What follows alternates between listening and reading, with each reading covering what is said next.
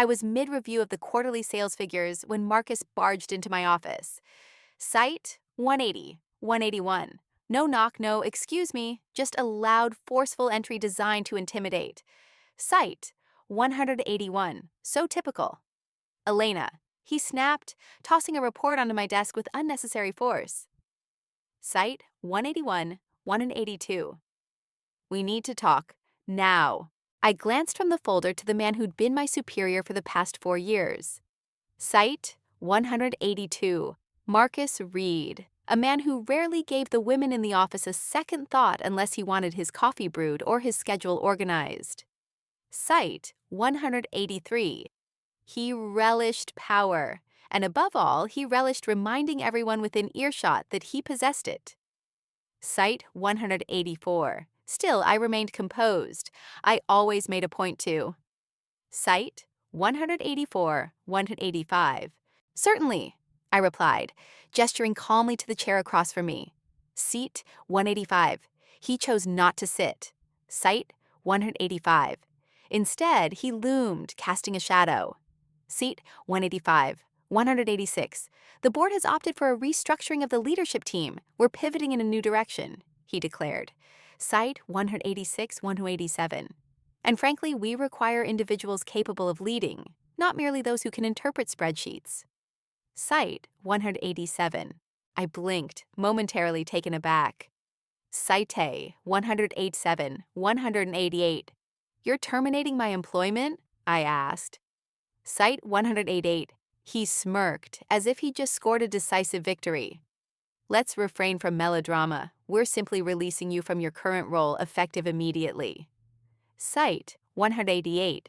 No prior warning, no performance evaluation, and certainly no acknowledgement of the fact that my department had just achieved the most significant revenue growth in 3 years.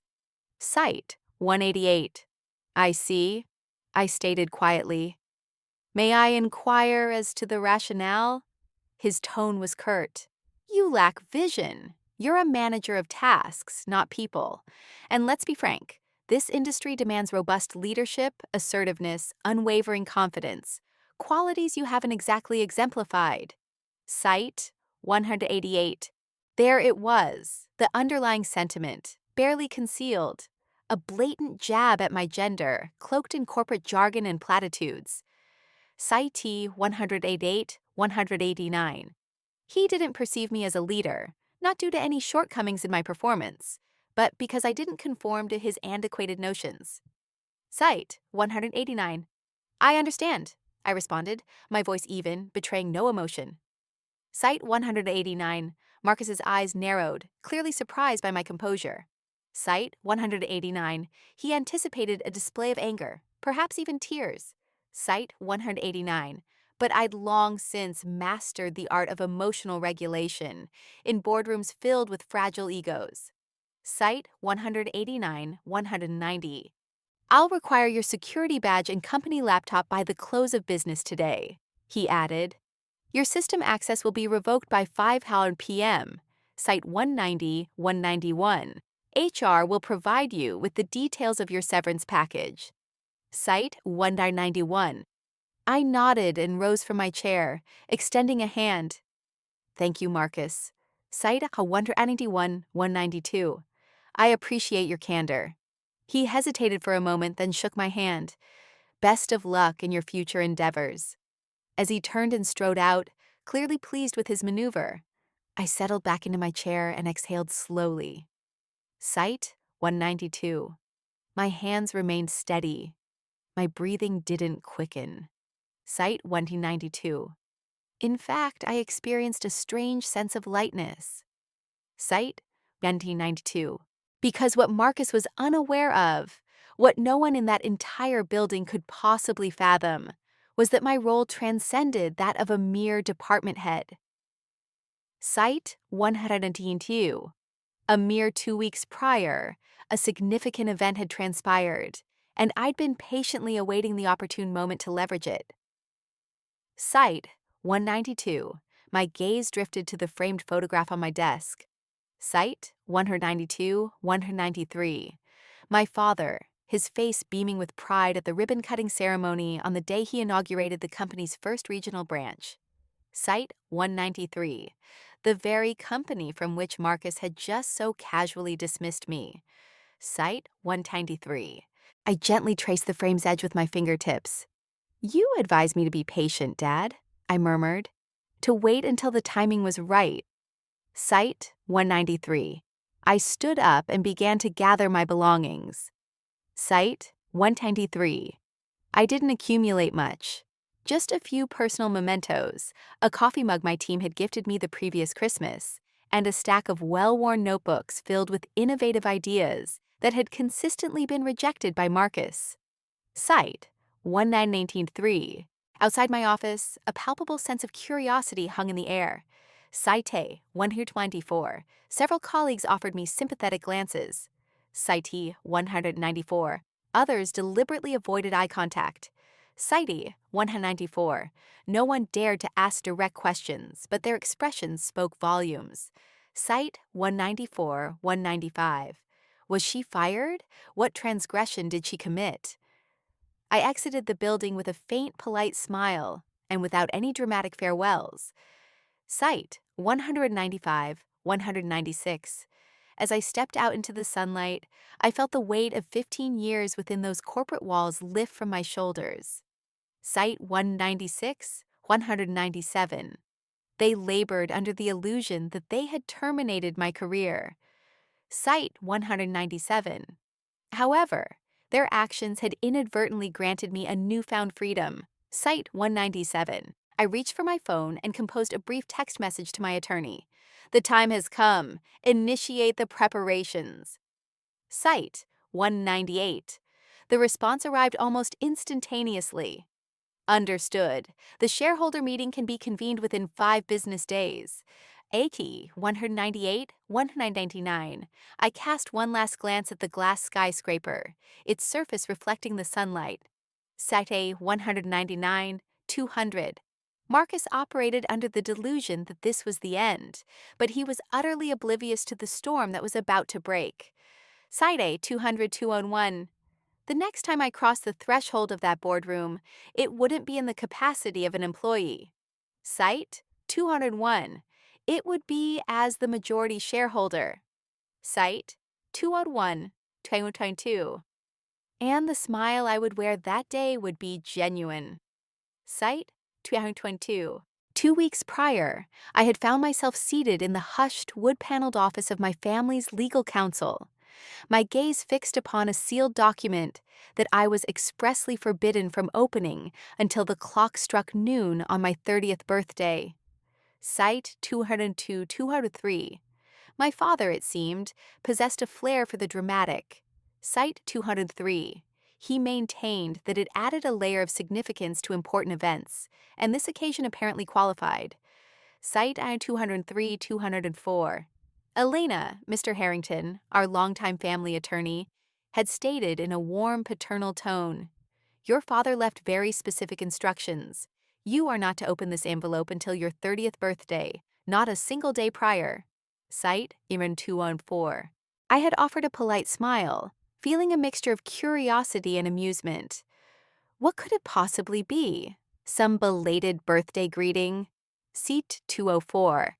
He gave me a knowing look that conveyed he was privy to the contents but had no intention of divulging them. "Your father was a visionary," he remarked instead, "and he placed an extraordinary amount of trust in you." Site 204. That particular sentence resonated with me in the days that followed. Site 204, 205. My father, the founder and former CEO of the very company that had so unceremoniously dismissed me, had always possessed a keen sense of foresight, a belief in meticulous planning, and an unwavering faith in my abilities. Site 205. His passing 5 years prior had ushered in a noticeable shift within the company. Site 205. It had gradually become colder, more calculating, prioritizing financial metrics over the well-being of its employees. Site 205.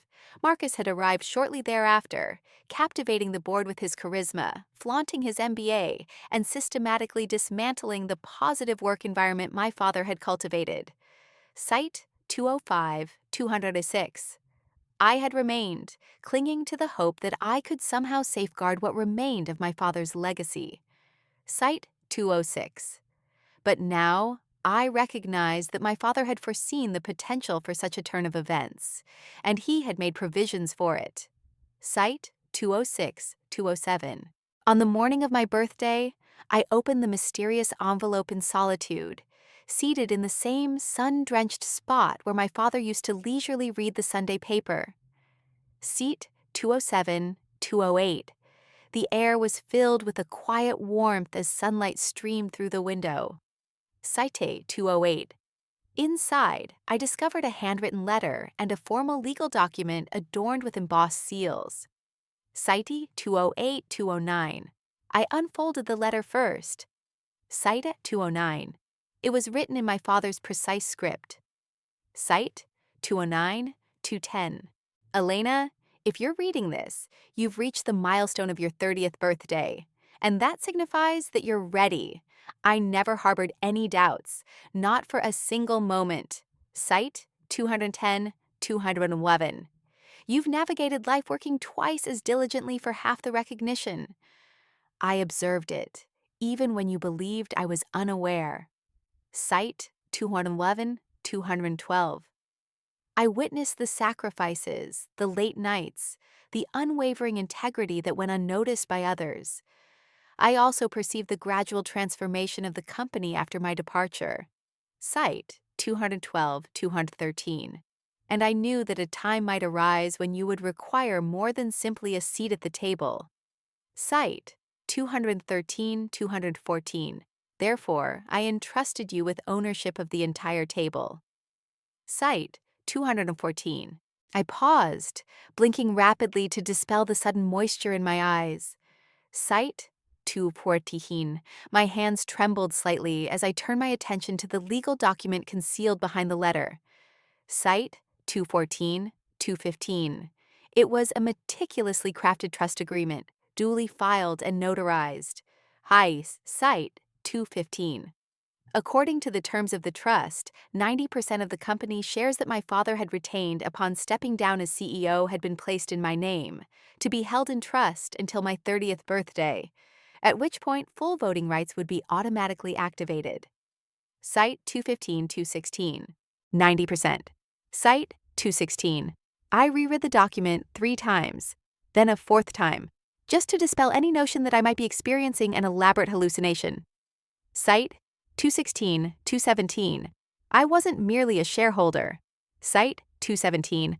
I was the majority owner, the controlling shareholder. Site 217. My entire being thrummed with a potent combination of disbelief, adrenaline, and an unfamiliar sensation. Site 217, 218. Power, quiet, measured, and utterly undeniable power. Site 218. I immediately placed a call to Mr. Harrington. "Is this genuine?" I inquired, my voice barely above a whisper. Site 218. "Absolutely," he replied without hesitation. Site 218, 219. Your father structured the trust with meticulous care to avoid any public disclosure. It's legally sound. Seat 219, 220. Why didn't he activate it sooner? I asked. Seat 220, 221. He wanted you to experience the company on your own terms first, to observe the individuals within it, and to determine for yourself whether you desired to wield this authority before actually doing so. Site 221, 222. That particular statement struck a deep chord within me. Site 222, 223, 224. I had endured years of being consistently underestimated, routinely overlooked, and habitually talked over during important meetings. I had witnessed Marcus receive accolades for innovative concepts that I had quietly proposed, and I had observed male colleagues advance through the ranks at an accelerated pace, despite demonstrating less competence. Site 224. I had maintained my composure throughout it all, operating under the assumption that patience and diligent effort would eventually be rewarded. Site 224, 225. Now, I understood that it wasn't time that had been the missing ingredient. Site, 225. It was leverage. Site, 225. And suddenly, I possessed it in abundance. Site, 225, 226. I promptly scheduled a follow-up meeting with Mr. Harrington for the following day. Let's strategize about the next steps, I stated. Site, 226. He responded without missing a beat. We'll prepare the necessary documentation to convene a shareholder meeting. Site 226, 227. We'll notify the board once everything is in order. Don't notify them just yet, I countered. Not until I give you the signal. See it, 227, 228. There was a brief pause on the line. Elena, if I may ask, what exactly are you planning? Site 228, 229, 230. I gazed out the window of my apartment, observing the ceaseless flow of traffic below, people rushing about, completely oblivious to the impending shift in power dynamics. I intend to walk into that boardroom, I declared calmly, and reveal to them precisely whom they attempted to dismiss. Site 231. I deliberately skipped the mandatory exit interview. Site 231. HR contacted me twice via telephone, and then sent a follow-up email. Site 231, 232. I chose to ignore all forms of communication. Site 232. Instead, I settled into a secluded booth at a discreet downtown cafe, savoring a flat white while Mr. Harrington meticulously reviewed the final draft of the shareholder meeting request.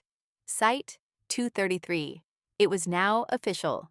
Site 233, 234. On paper, I held a commanding 90% of the company's voting rights. Site 234. A legal and financial reality that Marcus could never have foreseen. Site 234, 235, 236, 237. Are you certain you're prepared for this? Harrington inquired, adjusting his spectacles as he slid the documents across the table. Site 236. Once you submit this, you'll be detonating a grenade in their boardroom. I met his gaze, my voice unwavering. They initiated the conflict the moment they terminated my employment. Site 237. He offered a slight nod of acknowledgement. Fair enough.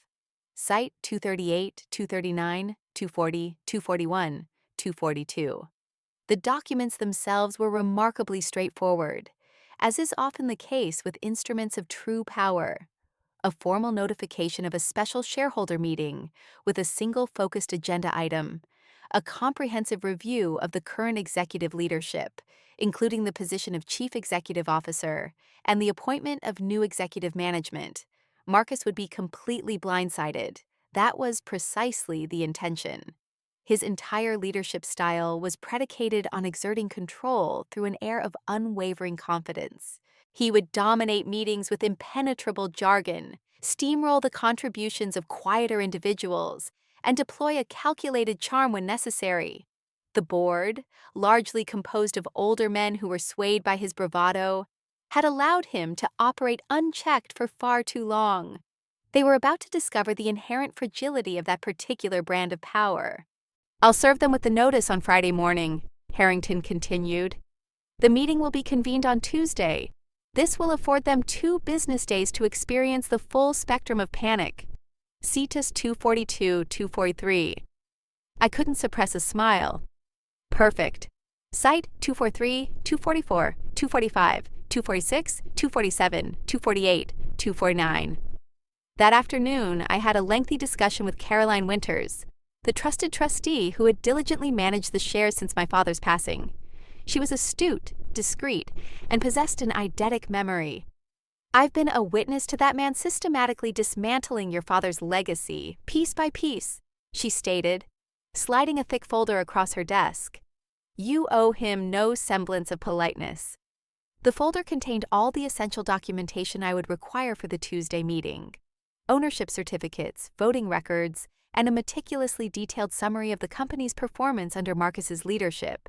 Declining employee morale, rising staff turnover, excessive spending on executive perks, and a stagnant revenue trajectory, despite a period of significant market expansion. He's been concealing the true state of affairs with inflated projections, Caroline said bluntly. If this trend persists, he'll drive the company into the